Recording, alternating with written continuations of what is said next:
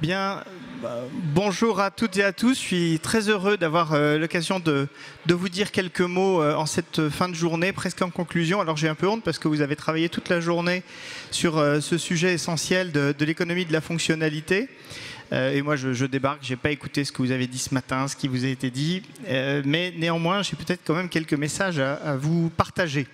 Quelques messages dans ma fonction de commissaire général au développement durable, c'est-à-dire en fait de directeur de la stratégie et des études du ministère de l'Environnement et d'acteur auprès du secrétariat général pour la planification écologique, et bien de ce vaste chantier qu'est France Nation Verte.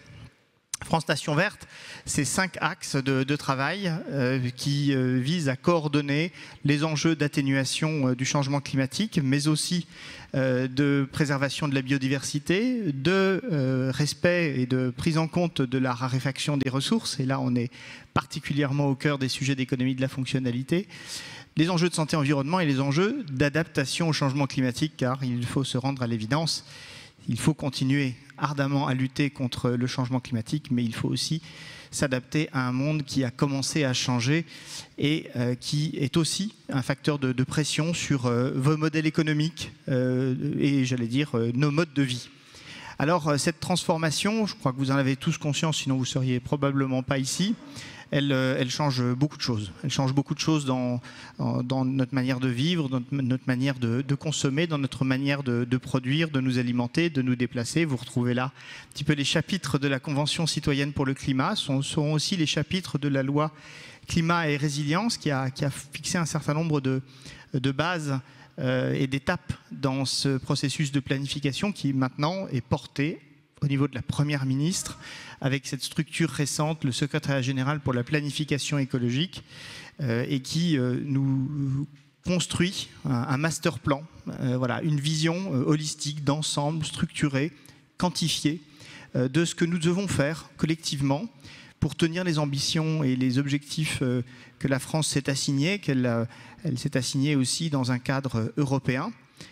Et pourquoi je reprends tous ces éléments, même si c'est peut-être un peu rapide, c'est pour vous dire que ce cadre d'objectifs, de structuration, il se traduit par des normes, il se traduit par des instruments, par des mécanismes de financement qui se développent, qui progressent, qui s'accentuent. Et tout ça se traduit par une pression, et vous la ressentez. Encore une fois, je pense que c'est en partie pour ça que vous êtes ici, une pression au changement. Notre modèle économique nous a apporté un certain nombre certainement de bienfaits et de vertus. Il nous a aussi mis dans ce changement climatique et dans cette grave difficulté environnementale.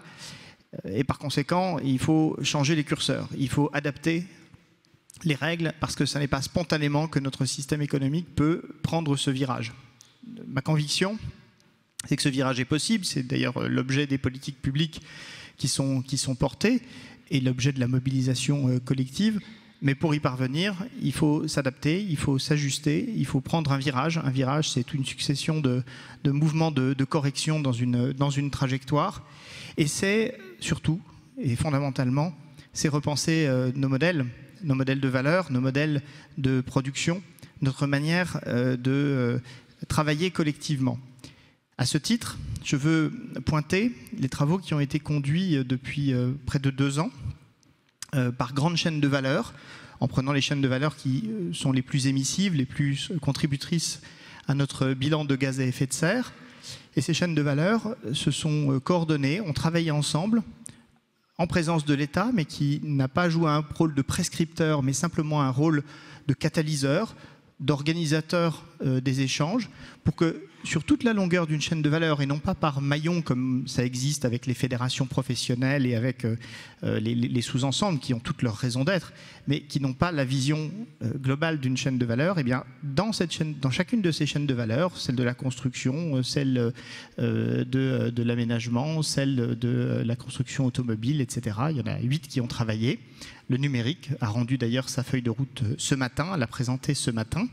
Eh bien, ces différentes chaînes de valeur ont identifié de façon consensuelle, avec un petit effort quand même, un petit effort de lâcher prise pour partager quelques informations stratégiques, un petit effort aussi de prise en compte des enjeux des uns et des autres, pour identifier des leviers de décarbonation C'était très centré sur la décarbonation et les présenter à l'État pour que dans les travaux de planification, dans les travaux de définition de la stratégie nationale bas carbone, eh bien, nous ayons comme instrument l'identification de ces leviers et non pas juste des schémas de pensée théoriques construits par des fonctionnaires ou des experts, mais bien un dialogue avec des secteurs économiques. Et pourquoi je vous parle de tout ça? Parce que précisément, ce travail qui a été très collaboratif, d'abord il a apporté énormément de satisfaction aux acteurs qui l'ont porté, qui en ont beaucoup témoigné en disant « Ah, ça c'est bien de travailler de cette façon-là parce qu'on est face à un mur d'inquiétude, un mur de questionnement sur comment on va faire. » Et là au moins on a pu s'articuler pour identifier des grands leviers de solutions. Alors une fois qu'on a identifié un levier de décarbonation, je ne sais pas, le camion électrique pour le transport, vous voyez, ça ne veut pas dire que le camion est là, qu'on est capable de le financer, qu'on a un modèle économique pour passer du système actuel au système futur. Ça laisse encore beaucoup de questions, mais au moins on peut avancer. Et c'est cette logique de coopération qui, je crois, est au cœur de l'économie de la fonctionnalité et au cœur de ce que nous devons faire pour réussir à prendre ce virage de la transition écologique. Curieusement, sans coopération entre des acteurs qui sont pourtant dans un système d'économie de marché en concurrence, sans cette coopération, on ne peut pas y arriver. Et d'ailleurs, vous y êtes directement confrontés, vous, acteurs économiques, puisqu'on vous demande de faire des bilans de gaz à effet de serre au scope 3, donc en tenant compte de l'amont et de l'aval de votre chaîne de valeur. Et précisément, vous avez un dialogue avec vos fournisseurs, un dialogue avec vos clients, mais enfin, il y a quand même une limite à tout cela. Et le dialogue en one-to-one ne peut pas forcément suffire à faire cette grande transformation. Donc aucun acteur économique, même les plus grands, ne peuvent réussir cette transition seul. Et pour l'économie de la fonctionnalité, qui est quand même notre thème de la journée, eh bien c'est particulièrement vrai, la nécessité de cette coopération, parce que quand on veut basculer vers ce modèle, on modifie profondément la chaîne de valeur, on profite profondément le lieu où se joue justement la création de valeur. Et par conséquent, si un acteur le fait seul, il risque d'avoir quelques difficultés, quelques freins, et ça demande une logique de coopération. Ça demande aussi, et ça je veux vous dire combien les pouvoirs publics sont aussi engagés à vos côtés pour y parvenir, ça suppose aussi que la consommation évolue. Ça veut dire que la demande doit s'adapter ou émerger plus que s'adapter. Et pour qu'elle s'adapte, il faut de l'explication sur les enjeux de la transition écologique, en disant bien que le modèle dont nous sommes héritiers et encore un petit peu porteur, eh bien, doit structurellement évoluer. Et donc en pointant, en valorisant la quantification au CO2, les impacts environnementaux. Ça, c'est le grand enjeu de l'affichage environnemental qui existe depuis longtemps dans quelques secteurs comme l'électroménager avec les étiquettes énergie ou les automobiles avec les étiquettes carbone. Mais cet affichage environnemental, il a vocation à s'étendre d'abord vers le secteur alimentaire et vers le secteur du textile, et puis progressivement à être généralisé, notamment dans le cadre des travaux de l'Union européenne sur le passeport produit. Pourquoi c'est fondamental? Parce qu'en donnant une information structurée, mais en même temps simple à lire aux consommateurs, eh bien on va pouvoir davantage comparer.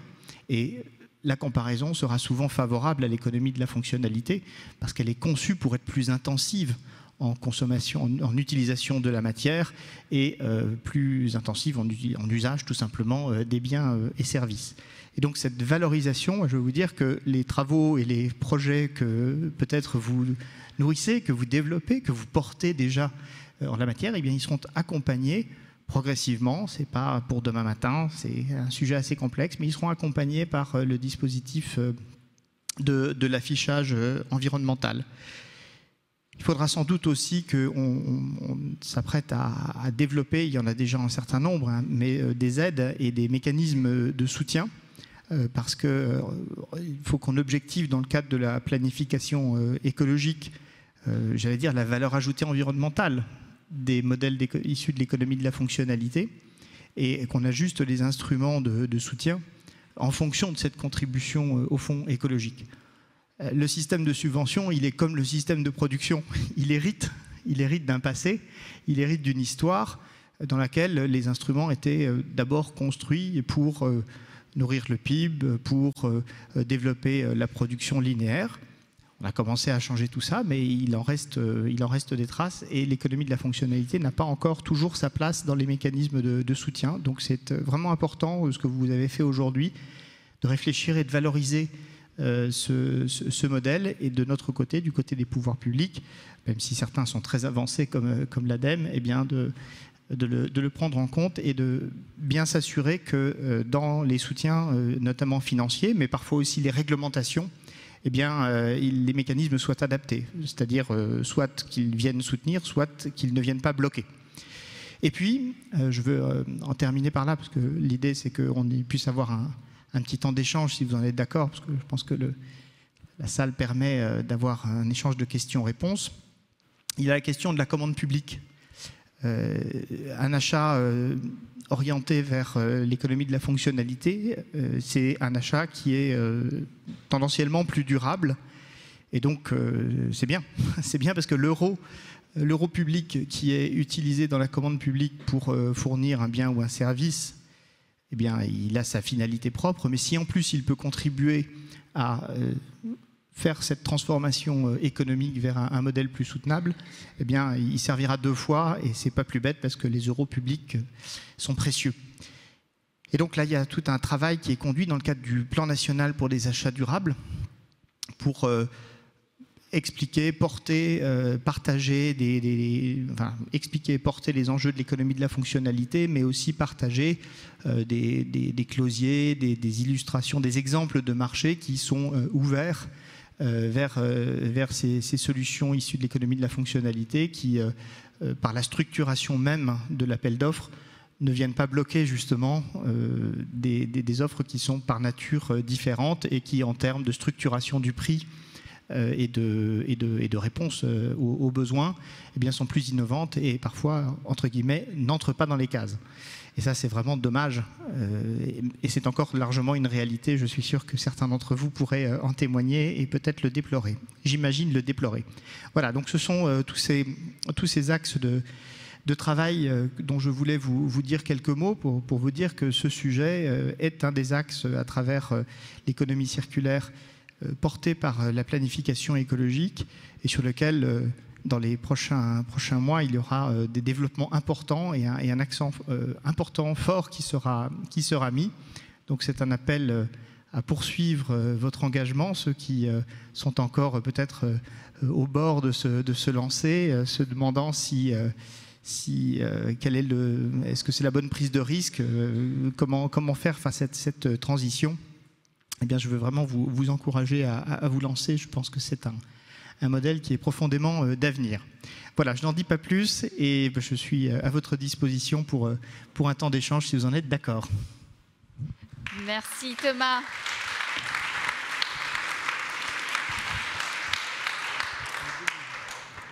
Merci Thomas. Donc voilà, donc maintenant c'est à vous de jouer. Si vous avez des questions pour Thomas, je suis sûre qu'il sera ravi de répondre. Je sais qu'il y en a une ou deux qui voulaient poser des questions. Donc c'est souvent la première qui met du temps à venir. Je sais que même François a une question pour vous Thomas, mais je ne voulais pas démarrer par lui. Je voulais démarrer par quelqu'un d'autre. Mais allez, on va faire François. Oui, merci d'être avec nous aujourd'hui. Une question peut-être avec un regard sur la place de la France en Europe au regard de ces nouveaux modèles. On a beaucoup parlé ce matin des difficultés qu'on pouvait avoir en tant qu'entreprise au sein d'une organisation à mettre en mouvement ces modèles. L'image qu'on peut avoir, il y a eu un des ateliers là-dessus sur les pays nordiques, je crois. L'image qu'on peut avoir, c'est que certaines zones de l'Europe sont un petit peu plus en avance que la France, que ce soit sur les modèles de circularité ou sur les modèles de fonctionnalité. Et voilà, je voulais avoir votre point de vue là-dessus. Merci. Alors, le constat est tout à fait exact. C'est la dimension culturelle de la consommation, le rapport à la propriété, parce que c'est quand même beaucoup là-dessus que ça se joue.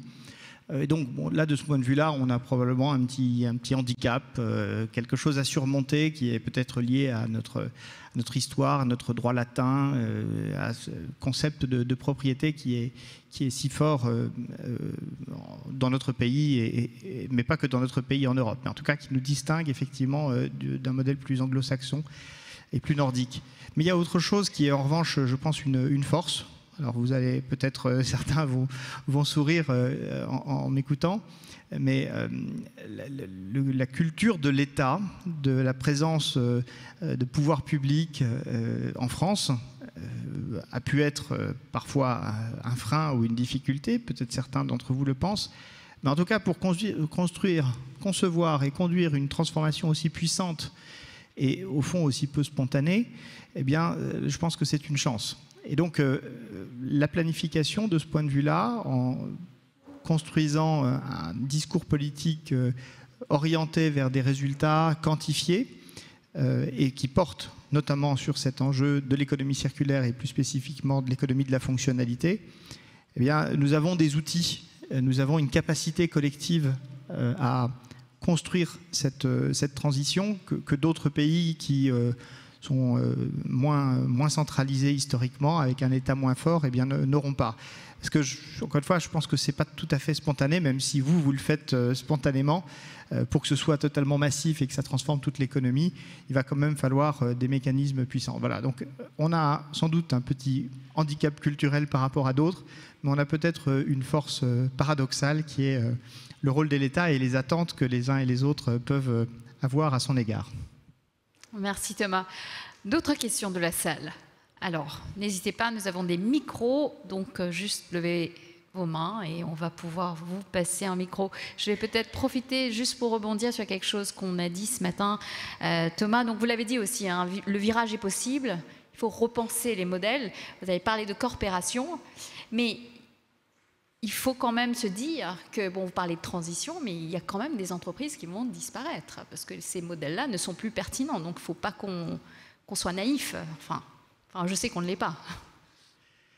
Oui, globalement, déplacer les lieux de création de valeur dans une chaîne de valeur, ça modifie les équilibres et il y a des entreprises qui sont perdantes, qui disparaissent parce que leur modèle n'est plus d'actualité. Donc, il y a tout un processus de transformation qui est difficile, qui est un véritable frein, qui est douloureux pour les personnes concernées. Il ne faut certainement pas se le cacher. Bon, en même temps, ce n'est pas totalement nouveau. L'innovation technologique, elle produit ce mécanisme schumpeterien bien connu. Donc c'est sans doute accéléré, c'est sans doute massif du fait de la transition écologique. Mais au fond, on connaît cette difficulté. L'enjeu, c'est d'avoir les mécanismes d'accompagnement et notamment de formation. Et donc, il y a à cet égard un effort massif qui est fait sur les compétences, avec en particulier dans le plan France 2030, 2 milliards d'euros qui sont réservés à ces enjeux d'adaptation des compétences aux métiers de demain pour permettre à ceux qui sont dans des métiers qui sont disparaissants ou voués à disparaître à moyen ou long terme, eh bien de se reconvertir. Je ne dis pas que tout est facile et que tout fonctionne comme par miracle, mais je veux quand même pointer les outils qui aujourd'hui existent et qui doivent se déployer et faire l'objet d'une appropriation par les uns et les autres, parce que comme ils ne sont pas toujours encore très connus, ben forcément ils ne peuvent pas être utilisés. Voilà. Donc oui, il faut qu'on assume, il faut qu'on reconnaisse cette dimension qui est difficile, mais qu'on l'accompagne pour qu'elle soit aussi source d'espoir et de réinvestissement dans ce nouveau modèle. On a une question ici. Si vous pouvez juste passer le micro. Merci beaucoup. 3e rang, ici, s'il vous plaît.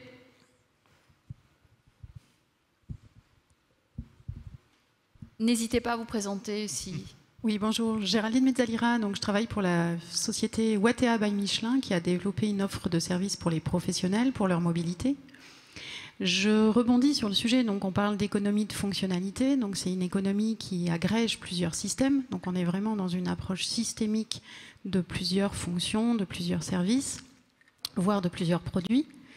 Aujourd'hui, nous on remarque que sur les professionnels, pour accéder à ces solutions qui existent, ils pourraient tout de suite y aller. Il y a quelques blocages qui sont liés à des changements d'économie. Donc, au niveau du financement, un nouvel accès. On a travaillé sur un financement inclusif, on l'a présenté à l'ADEME. Et ma question, c'est, en fait, aujourd'hui, on se retrouve avec, comme c'est une approche systémique, pour pouvoir aller un cran plus loin, on nous dit, en fait, il faut envoyer une partie au ministère du Transport, une autre partie au ministère de l'Économie, une autre partie au ministère de la Transition écologique, une autre partie peut-être au ministère du Développement durable.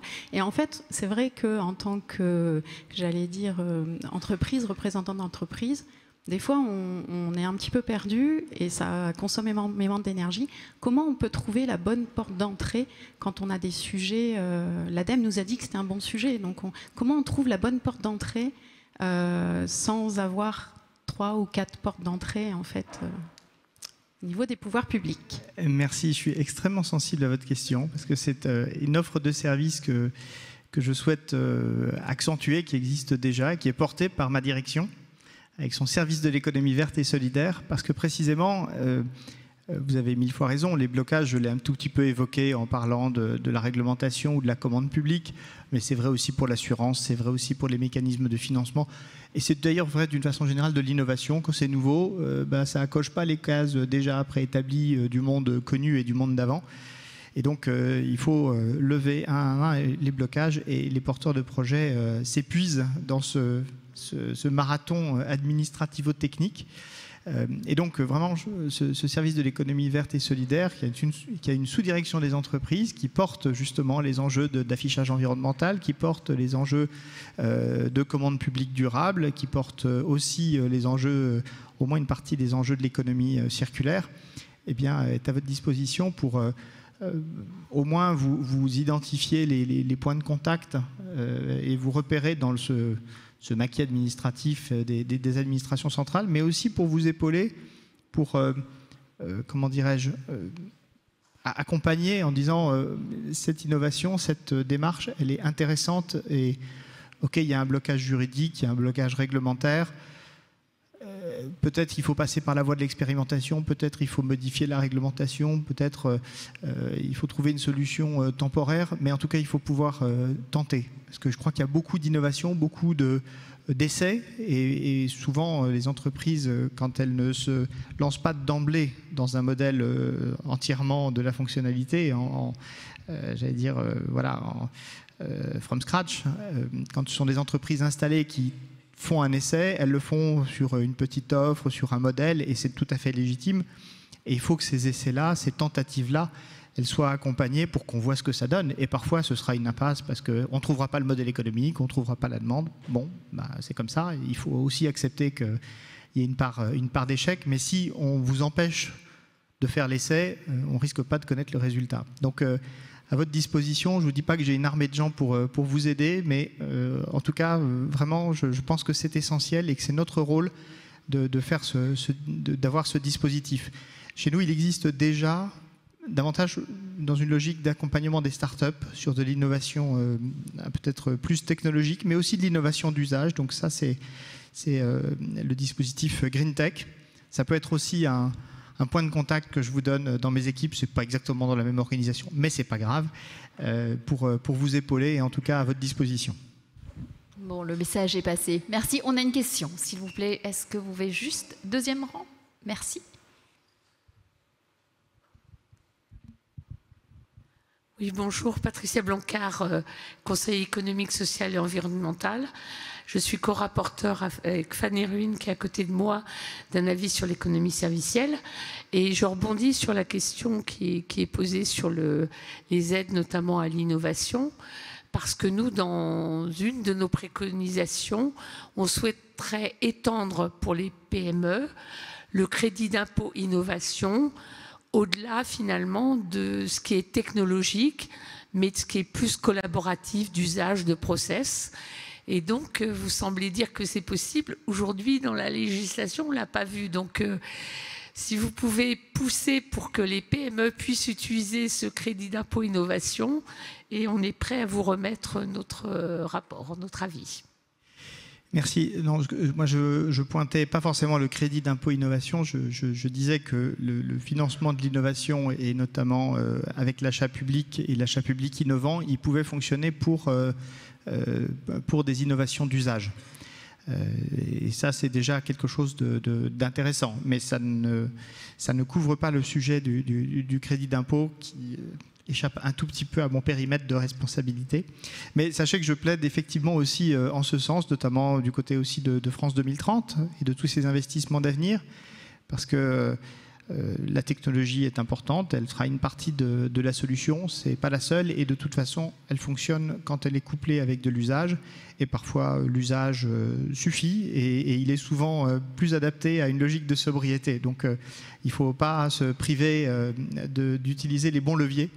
Et voilà, les innovations d'usage en font partie. Mais je ne suis pas toujours encore entendu, mais c'est comme ça, c'est la vie, ça n'empêche pas de continuer, et je sais que nous allons dans la même direction.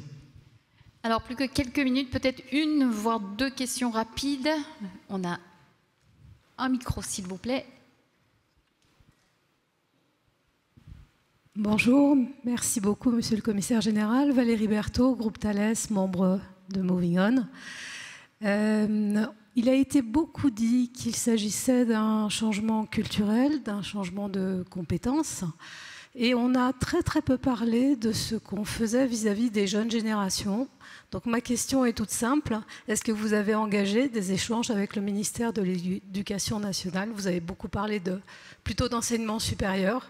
Moi, je pense aux plus jeunes qui sont notre avenir. Alors oui, il y a, bien entendu, il y a des échanges, et puis il y a tout simplement la prise en compte par le ministère de l'Éducation nationale, comme d'ailleurs par l'ensemble des ministères de cet enjeu, chacun dans leur domaine de compétences. Et donc au ministère de l'Éducation nationale, vous avez à la fois dans les programmes, dans les illustrations d'exercices, d'exemples, une prise en compte de la transition écologique. Plus récemment, vous avez eu les éco-délégués qui ont été créés, 2 éco-délégués par classe. Et on voit le mouvement que cela produit, qui est assez fort, puisque dans les enquêtes que l'on conduit, des enquêtes de cohorte depuis des années, que l'on conduit, l'ADEME en conduit, nous en conduisons, on constate, alors peut-être un peu à rebours de ce que souvent on imagine, c'est qu'il n'y a pas aujourd'hui un mouvement massif, ou plutôt, il y a encore 2-3 ans, il n'y avait pas encore un mouvement massif qui faisait que les jeunes étaient beaucoup plus engagés sur les enjeux environnementaux que les autres générations. Et d'ailleurs, la génération la plus engagée, c'était les plus de 60 ans. J'en profite pour le dire, parce que ce n'est pas forcément l'idée reçue que l'on peut avoir. Mais on voit une inflexion. Et je pense que ça fait aussi partie de l'effet éco-délégué et puis de l'effet de génération. Mais c'est un phénomène qui est plus récent qu'on ne l'imagine. Alors si certains... Je prolonge un petit peu la question, mais si certains ont l'impression quand même que les jeunes sont quand même beaucoup plus engagés, c'est parce que peut-être vous êtes amenés à côtoyer beaucoup des jeunes diplômés. Et effectivement, quand on regarde de façon plus fine, selon les niveaux de diplôme, on voit que les jeunes diplômés sont très engagés. Mais ça ne couvre pas toute la jeunesse, malheureusement. Et vous avez toute une frange de la jeunesse qui, à l'opposé, n'est pas du tout encore... sensible et à peut-être d'autres préoccupations, et on peut le comprendre à certains égards, que nos enjeux. Donc il y a toujours un enjeu énorme d'éducation, et je crois que ce que fait l'éducation nationale nous fait progresser. Après, ça ne porte pas forcément spécifiquement sur l'économie de la fonctionnalité, c'est un peu plus large. Enfin, c'est un début et c'est une base. Et c'est une excellente question d'ailleurs. Merci beaucoup. Nous sommes arrivés quasiment à la fin du timer. Si nous n'avons pas de questions... Je pense qu'on va s'arrêter. Ah si, Eric, je me disais bien, il va finir par lever le bras. Un remords. Bonjour, monsieur le sieur. Eric Graham, Michelin et fondateur de Moving On. Quelles seraient les recommandations que vous faites à un panel d'entreprises françaises qui sont ici représentées, et comment on pourrait accélérer, puisque c'est le sujet du jour, cette transition vers l'économie de fonctionnalité de votre point de vue? Alors de mon point de vue, il faut essayer. Voilà, il faut tenter des trucs. C'est vraiment ce lâcher-prise. Alors, je sais bien qu'il y a des enjeux économiques et c'est facile pour un fonctionnaire qui n'est pas trop soumis aux aléas économiques de dire ça, probablement. Mais je pense qu'il y a énormément d'innovations encore à conduire. Et peut-être que certaines tentatives vont pas fonctionner. Mais je suis certain que le progrès se fait aussi avec des échecs. Et c'est peut-être d'ailleurs des échecs provisoires, parce que parfois ce sont des idées qui sont simplement en avance et qui dans 5 ans, 10 ans, eh bien, vous positionneront au bon niveau et au bon endroit pour emporter un marché qui va émerger. J'en vois énormément, hein, des innovations, et vous aussi. Et c'est vrai qu'il y a de l'audace. Et ça fait partie de l'esprit d'entreprise. Donc allez-y, et voilà, nous on essaye de travailler pour que les pouvoirs publics, les financements, les mécanismes d'aide vous accompagnent. Je ne dis pas que c'est parfait, je ne prétendrai certainement pas ça, mais en tout cas, plus vous aurez aussi des actions et des innovations, plus on pourra militer pour l'intégration de ces enjeux-là dans les dispositifs. Donc travaillons dans la même direction, je crois que c'est l'état d'esprit qu'on partage. Merci. Merci Thomas Le Sueur, merci beaucoup, vous pouvez l'applaudir.